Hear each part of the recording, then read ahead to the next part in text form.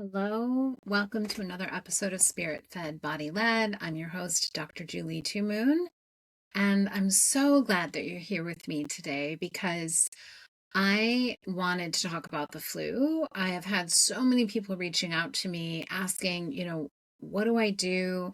I've had clients get sick, I've had family get sick, and I have a lot of standards that I've always used in my practice for the flu and seasonal things, but each year is different. You kind of have to get the tone or the flavor of this year's experience. And so this year has its own flavor.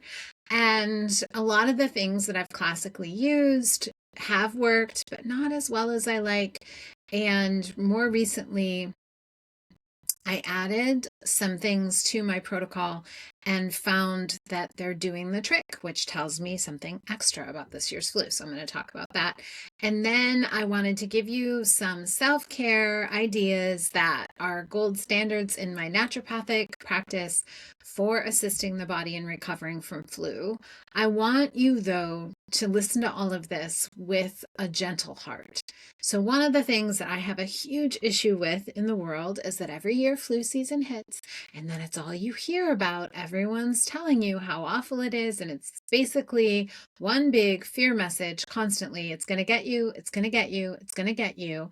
And the problem is that our minds are very powerful. So we may or may not get it. And the truth is that if you watch, people tell me that on the news, I don't watch the news, but on the news, they've got graphs showing which state is the worst and where it's hitting the hardest and the hospitalized cases and all these things. And guess what that does to your nervous system? It amplifies it. Guess what happens to your immune system as soon as that happens? It gets diminished.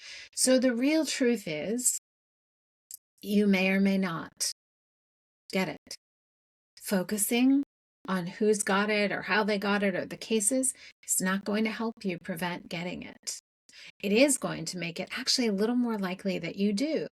We know that thoughts are really powerful. This is not a medical truth. This is actually a physicist truth. And we know that thoughts create reality. We know that thoughts create patterns in the body. We've proven this, although I have people challenge me on it every single day. Just the other day, a client was saying, it's not that I don't believe you, but I don't think the thoughts relate to developing polyps in my gallbladder. And I said, well, but they do, because polyps are a sign of stasis. And so the gallbladder is associated with decision making. And so if we're constantly in our head trying to make decisions, overthinking, we're going to have stasis develop because of the organ that we're talking about and the fact that how does your brain actually feel when you're constantly in decision making mode? It feels like heavy. It starts to feel constricted. That's what happens then in our body. And we know then that the more that we have constricted thought and stasis, that then it could be, in some people, that could turn into physical stasis, and hence, in this person's case, polyps in the gallbladder. And so it's not that we wouldn't physically treat the gallbladder and the polyps, but if we do that without addressing this other aspect of origin, it will not work the same. And so it's always my focus with every topic of health that I'm going to discuss. Then we can discuss the physical actions. We must partner that discussion with emotional discussions and mental discussions and spiritual discussions, because your body is not just a physical object. Your body is the living field. Your body is literally the language of God expressed. And so being that, if you approach it just as a physical thing, you're really like diminishing what the body actually is. And it is because it's the living field that our thoughts have such an impact on the body. I have known healers who've actually been able to lose weight just by focusing their thoughts effectively. I've known people who've been able to get out of pain just by focusing their thoughts. I've known people who've had cancer disappear just by focusing their thoughts. Now, that takes some really unique alignments to do. And so if you haven't had those experiences, there is nothing wrong with you. You are just very human, and we're all human, and we're all on our journey, and we're all learning what we're learning. But it does behoove us to take responsibility, to focus our thoughts and to stay conscious of where our thoughts are going, to stay conscious of what we're feeling, to not let our feelings turn into rabid thoughts, and to not let other people's feelings and thoughts turn into a chaotic mess within us, which is wanton to happen this time of year. And so what you can do in that regard, your first step for prevention of flu is to stop listening. Stop listening to those who are proclaiming their dire predictions and talking about it incessantly. Literally go stare at a tree. You'd be far better off to do that. Watch the snowfall, watch the rainfall. Maybe you're lucky to live in a place that's warm this time of year. Go sit in the sunshine, take a walk, lay on the floor and just do some deep breathing. Do anything but engage in that. Heck, binge watch Netflix. Much better than engaging in that. So that's your first tip.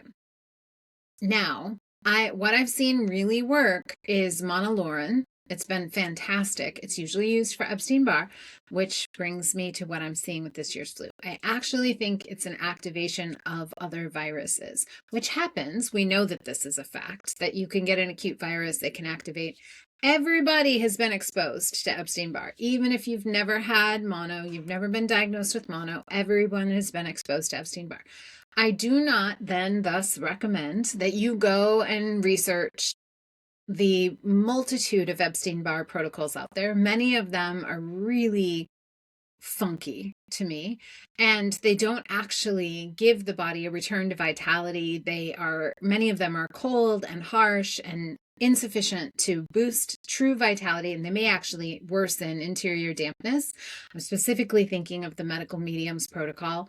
It is very damp evoking. So I believe that the initial response that some people get of feeling better is just because they took a bunch of crap out of their diet, but they didn't actually change the terrain. And that's what I've seen. I've had to help people clean up their body after the dampness surged forward, and they had a lot of sludge to deal with afterwards. So FYI.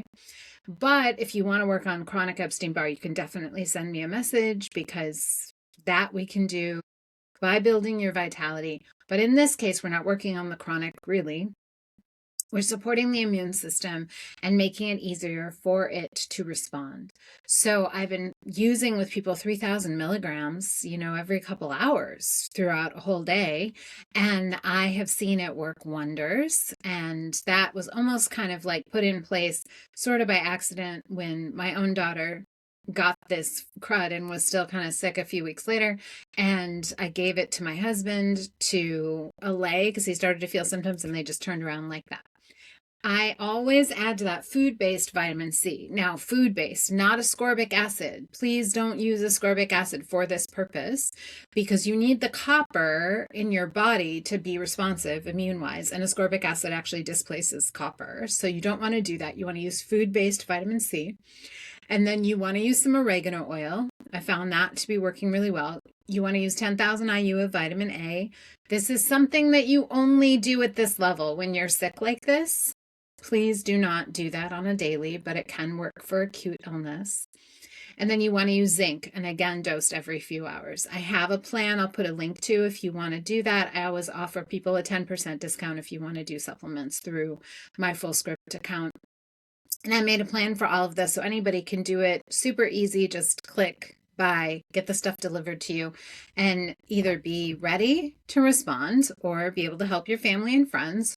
Or if you're already feeling a little funky, that would help move things along. The reason why is that all these nutrients are really simple and gentle, but they're specifically supportive to your immune system, and they're supportive to the terrain of the body. So we're actually moving past just trying to get the immune system to function here. We're actually supporting the cellular response and the cellular stability that's needed for your body to keep making energy as well, and stay responsive to the inflammatory response. Now, there's, I'm not going to debate here the whole, do viruses exist or don't they? I've studied a lot of German biological medicine, and to me, I prefer to take the Chinese medicine view, which is that things are a wind invasion, and that that I believe that that's much more accurate, because I've seen people get sick like 2 days after being around people who are sick. That does not happen with viruses. Viruses like the flu do not have a 2-day incubation period classically, which leads me back to the notion of wind invasion. Now, guess what? Wind, aka sort of like an external force, can be our thoughts. Have you ever noticed that sometimes like you start to feel funky, and then the minute that you say to someone, oh my God, I think I'm getting blank, it's the weirdest thing, because like within an hour, you can be like full down for the count. Whereas if you've ever played with, and this is another tool I'm going to give you, I like to play with this notion of just saying, no, not today. Instead of saying, oh my God, I just say, no, I'm not doing that today. Not today. And my clients have played with this, and there's so many incredible stories of them. Then they come back and say, oh my gosh, that worked like a charm. Like it just literally like turned off. And the reason is our thoughts are powerful. So when we decide to say, absolutely not, I do not give permission to that, I'm not granting permission, it can have such a powerful effect. Now, do we sometimes, like maybe we didn't totally believe ourselves, maybe we needed a break. So here's the other thing. We cannot, as humans, expect to run ourselves ragged, totally ignore our bodies, eat all kinds of funky stuff. You know why it gets so challenging this time of year is we're coming off of Thanksgiving to New Year's, one like month and a half of all kinds of funky food. Everyone has been telling me, well, yes, I ate too much sugar. Yes, I drank more alcohol. Yes, I ate more cheese. Yes, I did this. Everyone's coming off that. In addition to everyone keeps telling me in all the sessions I'm doing, they're like, oh, well, I've been so busy in my time. If they were off work, I've been so busy. It's been insane. I haven't had any downtime. Well, hello. That's not the way we ideally would spend breaks. We'd ideally actually recoup our energy, recoup ourselves. That's not happening. So that's the other facet here. So sometimes I think our body gets an illness so that we stop. So FYI, if you have not been tending to the need for stillness, that would be a great thing to do right now. Give your body the rest and replenishing it needs before you get to the end of your resources, and that is the only option. That's a big piece of news. That does not mean sitting on the couch watching TV and scrolling your phone. That means like if you're going to watch TV, just watch TV. Go actually still, or even better, go read a book, or even better, just go stare at the sky out the window and let yourself totally slow down. It's one of the reasons I like laying flat on the floor. It has this magical way of just kind of like settling the nervous system. You could lay on the floor and do this while making the sound who, or no, he as you go down the body. That works with the triple warmer. It works with the vagus nerve. It works with the nervous system. It calms everything down. Triple warmer also has an association with the lymphatic system. So it helps ease the burden on the lymphatic system and create space in the body. So you could also do that. Now, I also like gua sha. If you've never done gua sha, you could even do it with a jar lid. It's actually like, so you don't even have to go buy a piece of equipment for this. And you gentle scrapes down the neck. You want to do the neck if you're approaching like cold and flu season. For that wind invasion, put some oil on. Do some gentle scraping. It may leave little like bruisey looking marks. You don't do too heavy. It's not supposed to hurt, but it may do that. And we call that the sha. It's actually bringing things out to the surface. Toxicity in the blood, toxicity in the tissue that need to be expressed. I do the neck because in Chinese medicine, this is where the wind invasion occurs. The back of the head, out to the top of the shoulder. That's one of the biggest areas. So if you do that, you would help release the wind. Key is, after you've done it, do not go outside with that neck exposed. Wear a scarf, put your hood up, keep your neck protected. Don't let the wind get in, but it can help so much. I've had people also say, between the not today and some gua sha, they've been able to just push things away and not have the experience. One of the other naturopathic favorites I love is using a neti pot. A little bit of hydrogen peroxide, just a little bit, just a few drops, but it helps clear the sinuses and alkalize and oxygenate, which actually helps move things. Even if you're not congested, it can actually help the terrain of your nasal cavity. You can also do before going out in public, if you want a little extra support, you could get one of those iodine nasal sprays. Do in the sinus cavity before you go out. You could gargle with a little bit of iodine in water, just a little very dilute solution. That also has been shown to, create this sort of barrier in the sinus and in the throat. Great for helping you stay robust and healthy.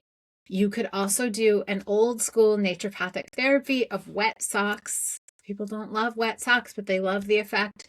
So this is so old. Like, this is, pre a lot of the medical tricks we have now.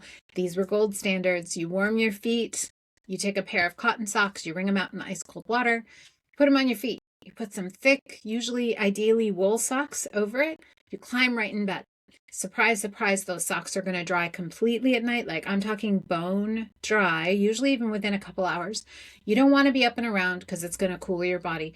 But what happens is that coolness down at your feet actually stimulates a little more blood flow, which keeps the blood moving, which actually brings all the beautiful mediators to clean up all this gunk in your body down to your feet, which then can help your immune system and help get rid of the debris quicker. You could enhance that if you want to by adding some slices of onion to those socks. And yes, odd, but amazing. Onions actually help stimulate the immune system and kind of capture the toxicity. Simple, low cost. You could do that one to kids. I used to, when my kids were little, they did wet socks all the time, especially when they were the ages where they could still go in the zip up jammies, because it was so easy. You just put the wet socks on them and slip them into their jammies and zip it up and put them in bed. And lo and behold, they were often so much better the next day, and it was so easy to do. You can also do a supportive bath, magnesium flake, 3 cups, baking soda, 1 cup, borax. Yes, borax.